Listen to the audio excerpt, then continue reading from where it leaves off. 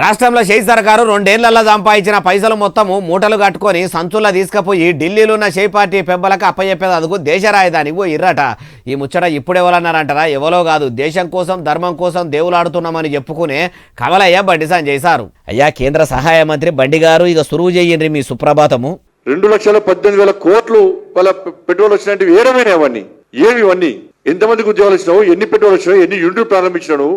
ఇనరా బండి సార్ ఏమంటుండో, ఇక మస్తగానే అన్నాడు మొత్తం ముచ్చటి నుండి. ఇలా కాంగ్రెస్ పార్టీ తెలంగాణ రాష్ట్రంలో సంపాదించిన పెట్టుబడులు అన్ని కూడా ఇలా ఏసీసీ భవన్లకు పెట్టి ఈ దేశంలో కాంగ్రెస్ పార్టీని పెంచి పోషించడానికి తెలంగాణ రాష్ట్రం యొక్క ఆదాయాన్ని పెట్టుబడిగా పెడుతున్నారు కాంగ్రెస్ పార్టీ. తెలంగాణలో వచ్చిన ఆమ్దాని మొత్తం తీసుకుపోయి ఢిల్లీలో షేక్ పార్టీ ఆఫీసుల అప్పజెప్పి తెలంగాణను మొత్తం తెల్లు అనుకొచ్చిండు. ఇంకా మస్తుగానే అన్నాడు మొత్తం ముచ్చటి నుండి. టీపీసీసీ కాదది, T four C Telangana corruption collection commission Congress.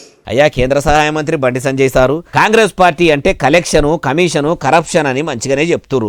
మరి మీ బీజేపీ అంటే ఏంటిది సారు? మీ తెలంగాణ కమలయ్యాల కానూన్లేంటికి? తెలంగాణను షేక్ సర్కారు చందన చేస్తుంటే ఇగరంతోని తెలంగాణలో ఉన్న మీ కమలయ్యలు కాయిస్గా రాష్ట్రానికి చేస్తున్నదేమన్నున్నదా? రాష్ట్రంలో ఇమానం తిని ప్రమాణం చేసి ఇన్ని దినాలు అవుతున్నా సెంట్రల్ సర్కార్ నుంచి పైకం పట్టుకొచ్చి ఇగురం ఏమైనా చేసింది ఉందా అంటే అది లేదా.